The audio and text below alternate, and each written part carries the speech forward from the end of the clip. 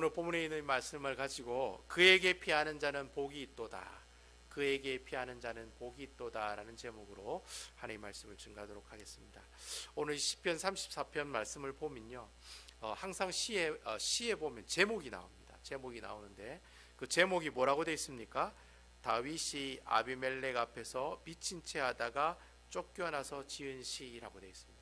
원래 히브리 원어 성경에 보면 이 제목도 1절에 포함이 되어 있습니다. 그래서 원래는 다윗이 아비멜렉 앞에서 미친 채 하다 쫓겨나는 지은 시 하면서 내가 여호와를 하나님께 송축하며 내 입술로 항상 주를 찬양하리로다. 이 내용이 서로 연결이 되어 있어요. 제목이 따로 있는 게 아니라 원어 성경에 보면 제목도 1절 안에 포함이 되어 있습니다. 근데 오늘 이 본문에 보니까 이 시편 34편은요, 다윗이 사울의 칼을 피해서 10년 동안 도망을 다니거든요. 그때 제일 처음 도망 다녔을 때, 보통 우리가 이 성경을 공부할 때 다윗이 도망한 시기를 세 부분으로 나눕니다. 1기, 2기, 3기 이렇게 나누거든요. 그래서 이제 통틀어서 10년 이렇게 얘기하는데, 요 사건은 1기 때 있었던 사건입니다. 그러니까 다윗이 이제 막 사울의 칼을 피해서 도망을 갔을 때, 그때 있었던 사건이 바로 오늘 사건입니다. 근데 다윗이 도망을 가긴 갔어요. 근데 어디로 도망갔습니까? 블레셋 땅으로 도망을 갔다는 거예요. 이 블레셋은 여러분 아시다시피 이스라엘과 적이죠, 적. 그리고 여러분 블레셋의 유명한 골리앗 장군 있죠. 골리앗이 블레셋 사람입니다. 그러니까 골리앗을 죽인 사람이 또 다윗이잖아요. 참 기가 막힌 거예요. 참 제가 봤을 때는 다윗이 얼마나 급했으면은 사울이 막 옆에 막 바로 뒤에서 쫓아왔겠죠. 얼마나 급했으면은 자기가 죽인 그 골리앗을 죽인 그 고향 땅 블레셋으로 도망을 갔겠습니까? 오죽했으면. 너무 급하니까 그걸로 도망을 간 거죠. 어쨌든 여러분 참 기가 막히게 이 다윗이 참 뭐 쉽게 설명하면 내가 서울에 살다가 죄를 지어가지고 막 북한으로 도망을 간 거예요. 얼마나 급했으면 북한으로 도망을 갔겠습니까? 그런 상황이라고 하는 거죠. 그래서 이런 기막힌 이야기가 어디에 자세히 잘 나와 있냐면은 사무엘상 21장에 보시면 아주 자세하게 잘 나와 있습니다. 그때 다윗이 어떻게 해가지고 어떻게 도망가고 어떻게 했고 무슨 사건이 있었다는 게 사무엘상 21장에 보면 본문 내용을 쉽게 이해할 수가 있어요. 그래서 우리가 시편 34편을 살펴보는 것도 중요하지만 사무엘상 21장 10절에서 13절에 나오는 내용도 참 중요하거든요. 그 내용을 딱 알면은 내가 이 시편 34편의 내용을 다 이해할 수가 있습니다. 그래서 우리가 한번 사무엘상 21장 10절에 있는 말씀, 그거 한번 여러분들 같이 찾아봤으면 좋겠다라는 생각이 듭니다. 제가 가지고 있는 구약 성경이 446쪽에 보면 있거든요. 446장에 보면 나옵니다. 사무엘상, 한번 여러분 찾아보시기 바랍니다. 사무엘상 21장 10절에 있는 말씀입니다. 10절에서 13절에 있는 말씀을 제가 여러분들에게 읽어드리도록 하겠습니다. 자, 사무엘상 21장 10절에 있는 말씀입니다. 제가 읽겠습니다. 그날에 다윗이 사울을 두려워하여 일어나 도망하여 가드 왕 아기스에게로 가니 라고 되어 있습니다. 좀 그 성경을 잘 많이 보시고 눈썰미 있는 분은 야 이거 내용이 좀 이상하다 그렇게 아마 생각하실 거예요. 왜냐하면은 시편 34편에 보면은 다윗은 아비멜렉 앞에서 미친 채 하다가 도망갔다라고 되어 있거든요. 이게 다윗이 만났던 왕은 아비멜렉이라고 분명히 시편 34편에 있는데 사무엘상 21장에 보면 아비멜렉이란 말은 안 나와요. 그냥 아기스라고 나와요. 아기스. 그러니까 가드 왕 아기스다. 가드는 블레셋 땅의 수도입니다. 수도. 그러니까 그 수도에 살고 있는 아기스라고 하는 왕이 그때 있었다는 거죠. 그러면 뭐 시편 34편은 아비멜렉이고 사무엘상 21장은 아기스면 야 이거 성경이 틀린 게 아니냐 이렇게 생각하시는 분이 있을지도 모르겠어요. 여러분 그 우리 성경에 보면 이집트 왕을 뭐라고 그럽니까? 파라오로 그러지. 파라오. 근데 우리 성경에 보면 바로 왕이라고 합니다. 근데 여러분 이집트 왕을 지칭할 때 보통 바로 왕이라고 얘기해요. 근데 바로 왕 말고 이름들이 다 있어요. 아멘호텝 뭐 2세, 아멘호텝 1세 뭐 하여튼 이 이집트 왕도 다 이름이 있거든요. 근데 그냥 통칭해서 부를 때 그냥 이집트의 왕이다 이래 부를 때 그냥 바로 왕 이래 부릅니다. 그와 마찬가지로 블레셋 왕을 지칭해서 부를 때 그냥 아비멜렉이라고 부릅니다. 아시겠죠? 그러니까 이게 틀린 말이 아니라는 거예요. 그러니까 아기스 왕이 근데 사무엘상은 그 아기스 그 블레셋 왕의 이름이 나와 있는 것이고, 그리고 시편 34편은 그냥 그 블레셋 왕을 통틀어서 아비멜렉이라고 그냥 그렇게 지칭을 한 것이죠. 그러니까 여러분이 틀린 내용이 아니라는 거예요. 어쨌든 뭐 그런 사실들도 여러분 알고 이 말씀을 보시면 좋을 것 같아요. 그래서 11절에 보면 계속해서 그렇게 사무엘상 21장 11절에 그래 얘기하고 있습니다. 뭐라고 얘기하느냐면 아기스의 신하들이 아기스에게 말하되, 그때 아기스가 이제 왕이라고 했죠. 왕에게 말하되 그 땅의 왕 다윗이 아니니까 무리가 춤추며 이 사람의 일을 노래하여 이르되 사울이 죽은 자는 천천히요 다윗은 만만히로다 하지 아니하였나이까 한지라 라고 이렇게 나와 있어요. 여러분 11절 말씀도 보면 또 이상한 단어가 나와요. 무슨 단어가 나와요?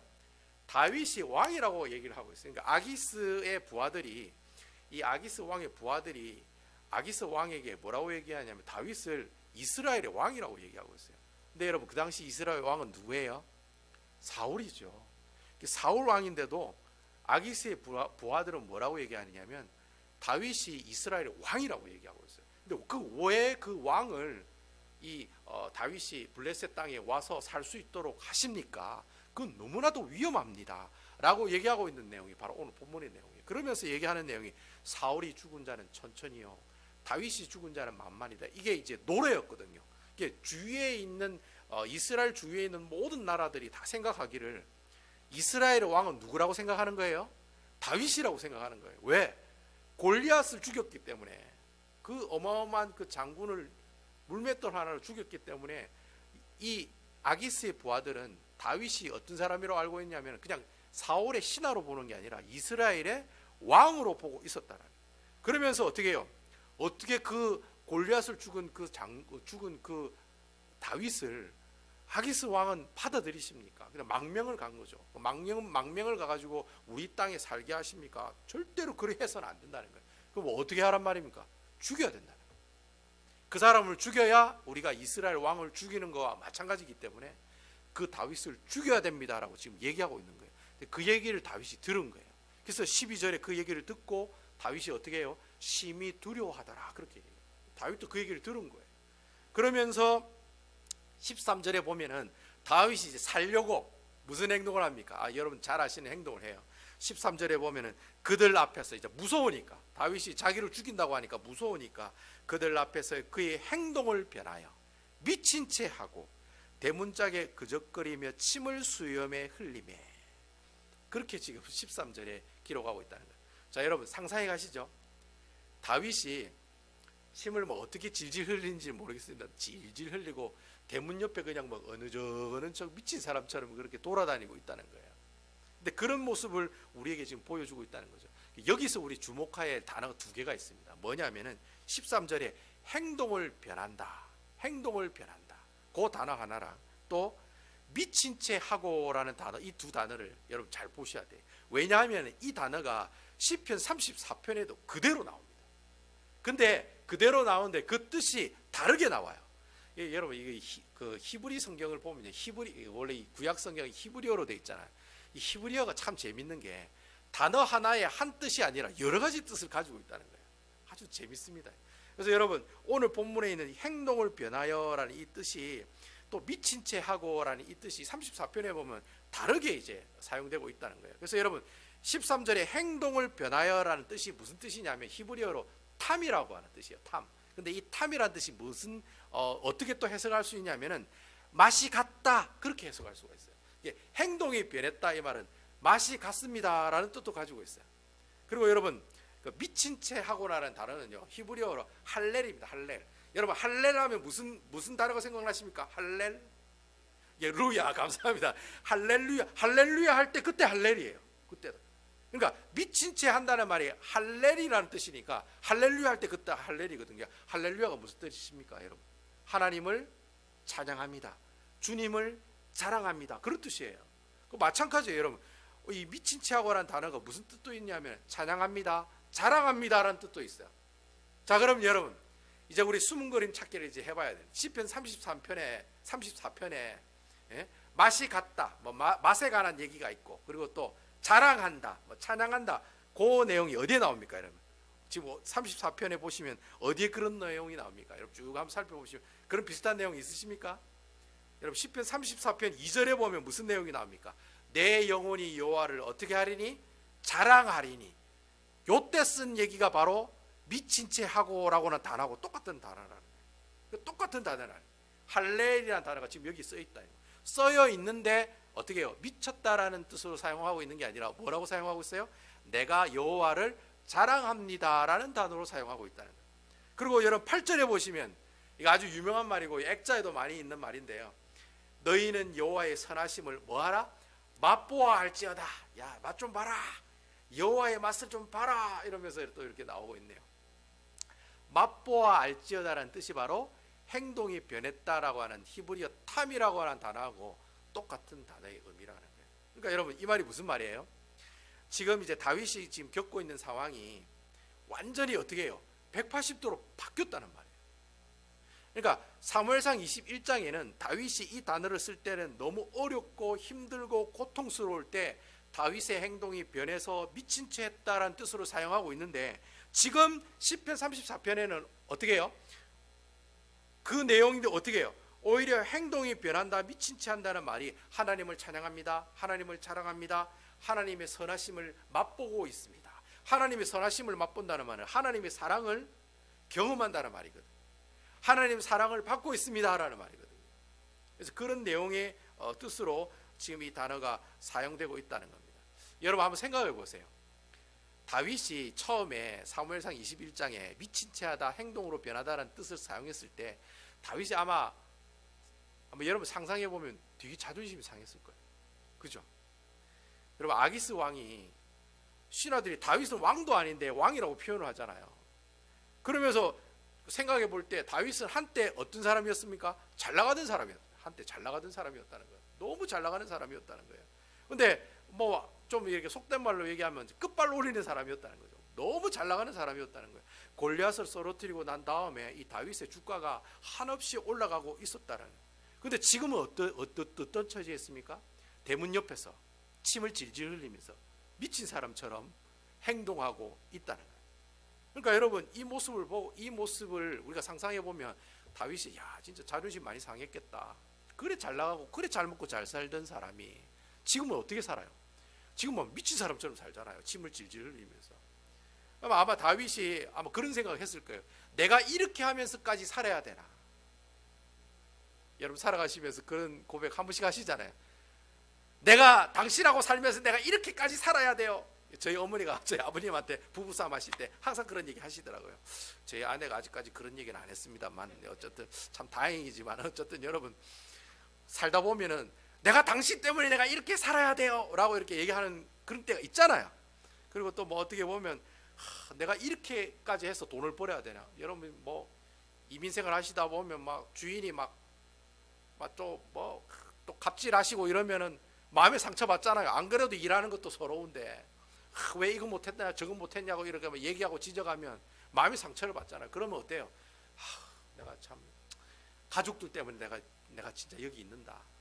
내가 이거보다 더 좋은 데 있으면 바로 나간다. 내가 이렇게까지 살아야 되는 이렇게 일해야 되느냐 뭐 그런 얘기를 하잖아요. 그리고 또 뭐 여러분 뭐 그런 고백만 있습니까? 교회 다니다 보면 그 집사가 보기 싫은 거예요. 요즘 뭐 유행하는 말로 꼴배기가 싫은 거예요. 뭐 문집사 보면은 열받는 거예요. 그 은혜 받고 충만해서 교회 왔다가 그분 보면은 상처를 받는 거예요. 내가 이렇게 해가지고 교회를 다녀야 되나 이런 생각 하시잖아요. 가끔 교회 다니시다 보면 그런 생각 안 하시겠지만 우리 교회 교인들은 하여튼 가끔 그런 생각 할 때가 있을 거라고요. 그죠? 그래서 신앙생활 하다 보면 내가 이렇게 살아야 되나 막 자존심 상할 때가 있다는 거죠. 근데 여러분 오늘 그렇게 자존심 상한 그 다윗이 오늘 시편 34편에 보면은 어떻게 변해서 완전히 변해 있다는 거예요. 완전히 180도 바뀌어 있다는 거예요.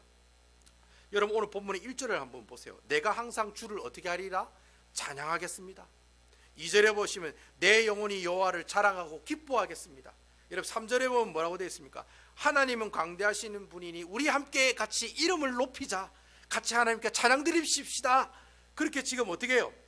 그때 그 자리에 있을 때는 정말 어떻게 해요? 내 행동이 변하고 미친 채 할 때는 내 정말 자존심 상할 때였지만은, 근데 지금은 어떨 때라는 거예요. 그 어려운 환경이 지나가고 난 다음에는 다윗이 뭐라고 고백하는 거예요? 나를 구원하신 그 하나님의 은혜가 너무 어떻게 하다? 감사하다는 거예요. 그러니까 뒤돌아보니까 다윗이 그 아기스의 그 손에서 벗어나고 난 다음에 자기의 모습을 뒤돌아보니까 어떻게 해요? 내가 정말 잘 참았다.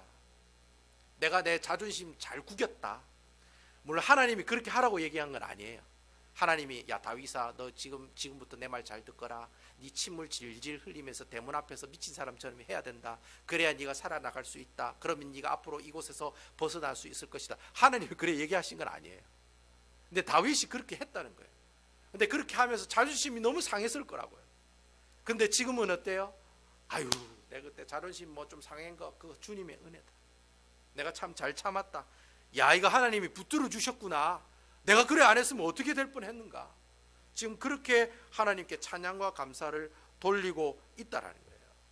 그러니까 제가 이 말씀을 보면서 그런 은혜를 받았어요.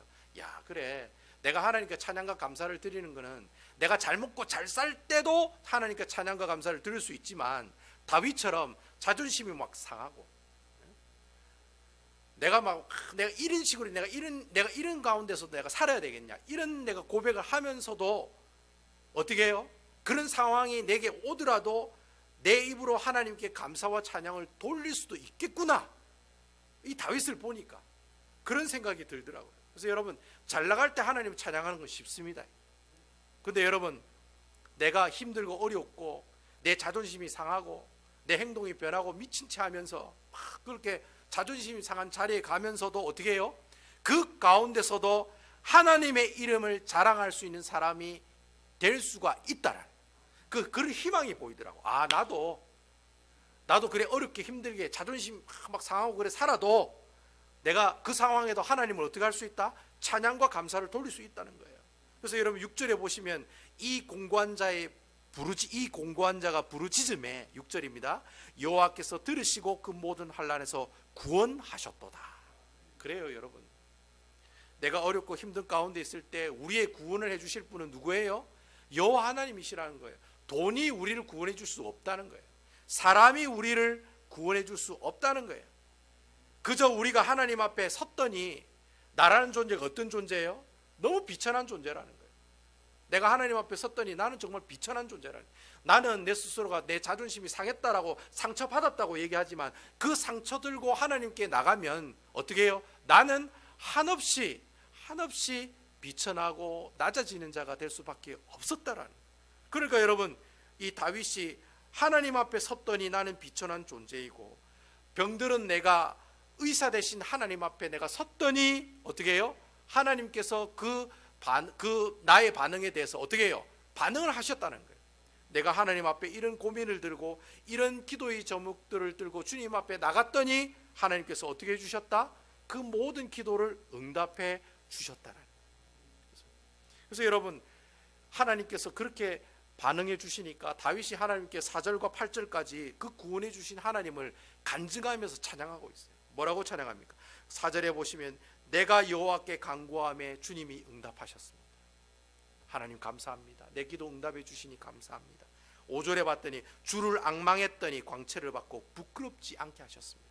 내가 그때는 진짜 쪽팔렸는데 너무 부끄러웠는데 하나님께서 내게 광채를 비춰주셔서 이제는 부끄럽게 하지 않으셨다. 그리고 6절, 7절, 8절에 보면 뭐라고 얘기하냐, 내가 이런 어려운 가운데 있었지만은 공고한 처지까지 갔지만 그래도 내가 피할 곳은 어디다? 바로 여호와 하나님이라는.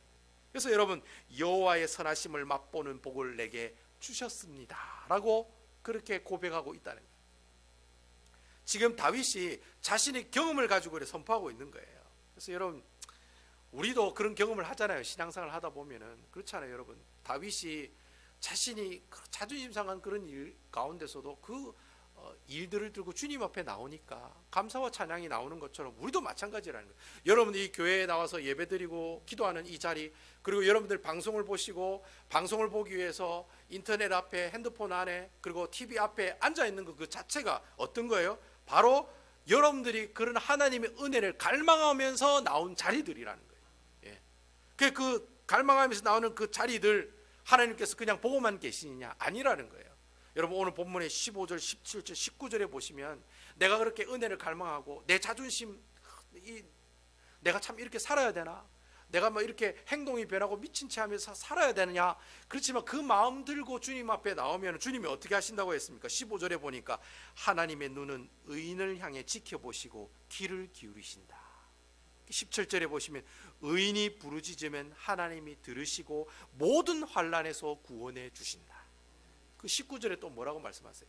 의인은 고난은 많지만 하나님은 그 모든 고난에서 어떻게 하신다? 구원해 주신다. 그렇게 말씀하고 있다는 거예요. 그래서 여러분 우리가 오늘 본문에 보니까 15, 17, 19에 보니까 다 의인이라는 표현이 되어 있네요. 여러분 의인이 뭡니까? 제가 이전에 설교 드릴 때 의인은 뭐라고 했습니까? 하나님의 말씀을 알고 인정하고 실천하는 사람을 의인이다 라고 말씀을 드렸어요. 그 사람이 복 있는 사람이다 라고 제가 말씀을 드린 적이 있어요. 시편 34편의 의인은 누구라고 얘기하고 있습니까? 18절에 다윗이 그래 얘기해요. 이 사람이 의인이에요. 여호와니 마음이 상한 자를 가까이 하시고 충심으로 통회하는 자를 구원하시는도다. 마음이 상한 자를 의인이라고 얘기하고 있어요, 다윗이.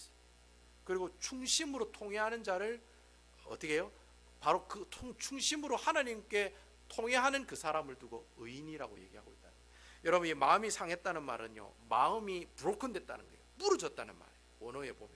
그리고 충심으로 통회한다는 말은 영이 깨졌다는 말이에요.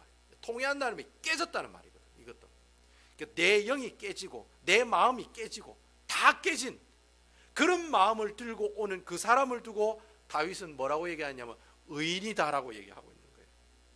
여러분 내가 살아가면서 막 내 마음도 막 상하고 내 마음도 깨지고 내 영도 심지어 깨지고 그렇게 여러분 완전히 부서지는 상황 가운데 있을 때 여러분 그렇게 생각하실 수 있을 거예요. 내가 무슨 의인이야?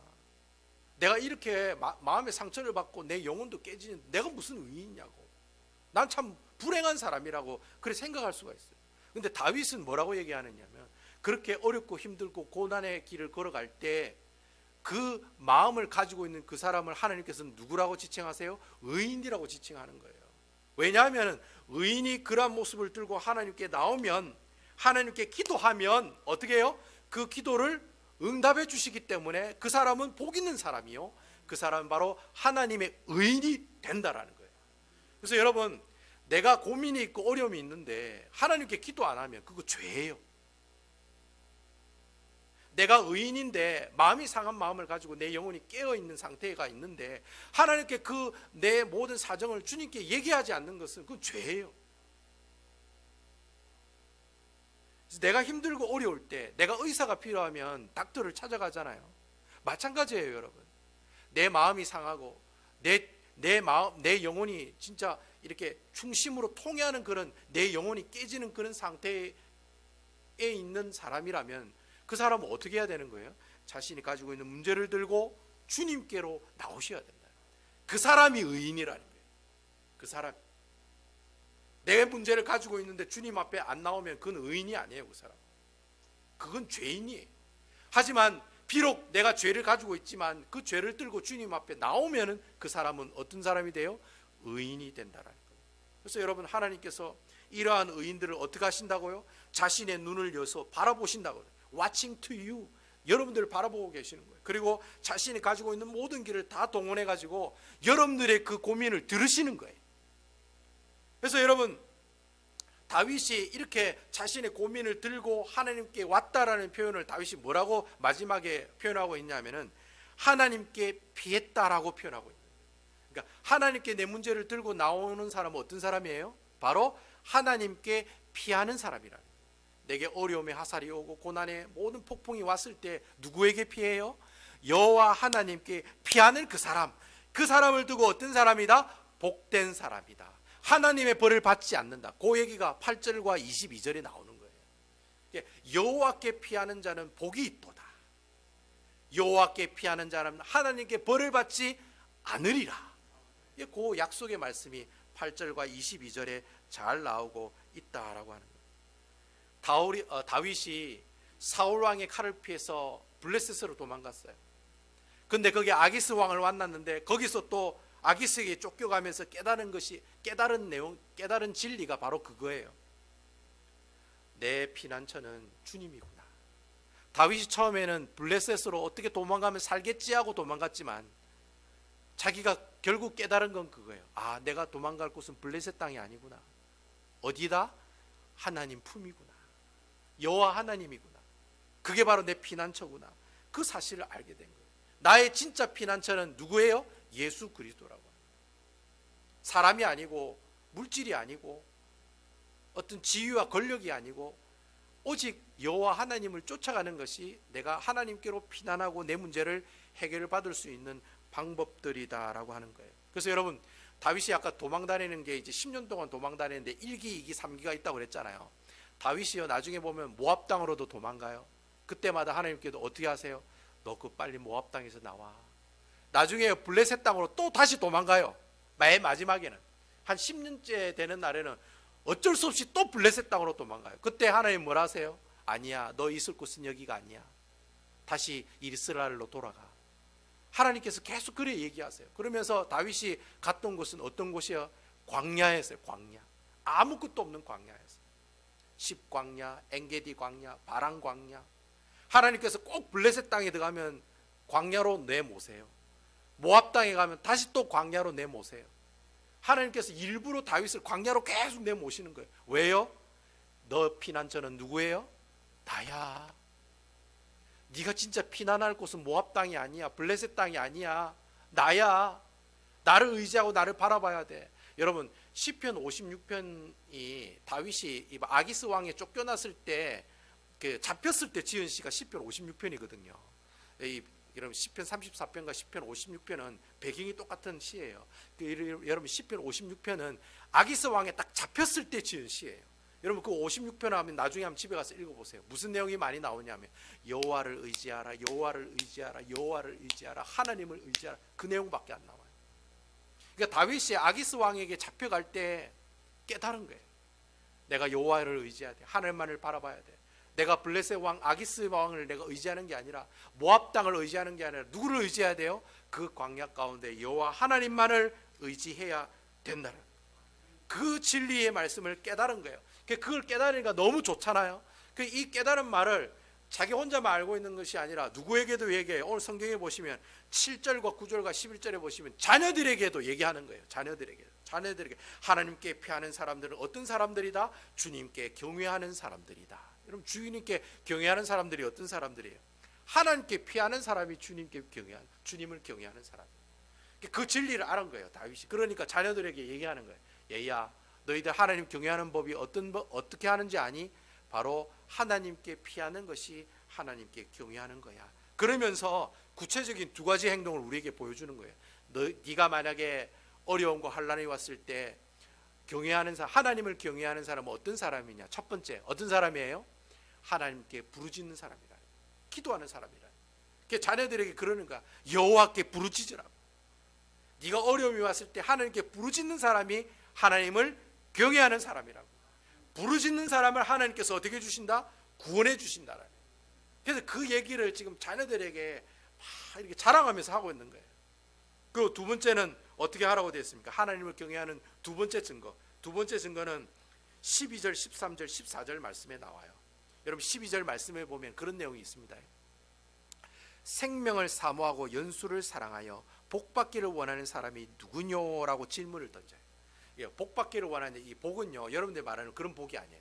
여기 말하는 복은 14절에 나오는 선이라는 단어와 같은 단어예요. 이 말이 무슨 말이냐면 선을 행하기를 원하는 사람은 누구냐, 그런 뜻이에요. 선을 행하기를 원하는 사람이 누구냐, 그렇게 얘기하면서 13절과 14절에 뭐라고 얘기하느냐면, 여러분, 우리 13절과 14절 내용 한번 다 같이 한번 읽어봤으면 좋겠어요. 13절과 14절입니다. 자, 13절 다 같이 읽겠습니다. 내 혀를 악에서 금하며 내 입술을 거짓말에서 금할지어다. 14절입니다. 악을 버리고 선을 행하며 화평을 찾아 따를지어다. 다윗이 하나님을 경외하는 사람이 누구게 하면서 첫 번째는 기도하는 사람이라고 그랬어요. 두 번째는 아주 실질적인 내용을 얘기하고 있어요. 악을 금하고 입술에서 거짓말을 하지 마라. 그리고 악을 버리고 선을 행하며 화평을 쫓는 사람이 되라. 여러분 여기서 말하는 거짓말한다는 이 말은요, 어떤 개인적인 윤리를 얘기하는 게 아니에요. 다윗이 지금 거짓말하지 마라, 악을 금해라, 이 말은 공동체 무리들에게 얘기하고 선포하고 있는 말씀이에요. 그러니까 개인적으로 네가 거짓말하면 안 돼, 그런 얘기가 아니라는 거예요. 교회 공동체에 있는 사람들에게 당신은 거짓말을 해서는 안 됩니다라고 공동체에게 얘기하고 있는 내용이라는 거예요. 왜 이런 내용이라고 우리가 알 수 있냐면은, 여러분 구약 성경의 거짓말이라고 하는 단어는요, 법정 용어예요. 법정 용어. 뭐 소송하다, 뭐 원고인, 피고인 할 때 뭐 법정 용어 나오잖아요. 본 피고인은 뭐뭐뭐 하였기에 뭐뭐에 처한다, 이럴 때 법정 용어로 쓰는 용어가 바로 거짓말이에요. 그래서 이 거짓말이라고 하는 단어는 꼭 이 성경에 쓸 때 누구를 향해 쓰느냐 하면, 뭐 어떤 개인에게 야 너 거짓말하면 안 돼, 너 거짓말하면 하나님 기뻐하지 않아, 하나님께서 꿀밤 주실 거야. 제가 이제 제 아들한테 가르칠 때 그래 가르치거든요. 하나님께 거짓말하면 너 하나님께 꿀밤 받는다, 이렇게 얘기하듯이. 근데 그렇게 개인적으로 얘기하는 게 아니라 교회 그리고 이스라엘의 공동체에게 많은 사람들이 있을 때 얘기하는 내용이에요. 너희가 거짓말을 하지 말라는. 왜? 거짓말을 하면 공동체가 어떻게 돼요? 깨진다는 거예요. 꼭 그렇게 얘기할 때 이 거짓말이라는 단어를 성경이 사용하고 있어요. 여러분 성경에 찾아보시면 꼭 이스라엘 공동체에게 얘기할 때 이 거짓말이라는 단어를 사용해요. 이 말이 무슨 말이에요? 거짓말을 하지 말고 악을 금하라는 말은 결국에는 너희가 이 공동체를 위해서 어떻게 하라? 선을 행하고 또 화평을 이루어 나가는 사람들이 되라라는 뜻이에요. 그러니까 여러분 우리 교회 안에서 이 악한 말을 하고 거짓말을 하게 되면 자기만 나빠지는 게 아니라 뭐가 깨져요? 우리 공동체가 깨진다는 거예요. 공동체가 다 뭐 서로가 다 원수가 되고 이 교회가 하나가 되지 못하고 다 분리가 된다는 거예요. 그래서 성경은 오늘 얘기하기를, 네가 하나님을 경외하는 사람이냐? 네가 의인이냐? 그러면 첫 번째는 뭐 하는 사람이어야 된다? 기도하는 사람이 된다. 두 번째는 뭐예요?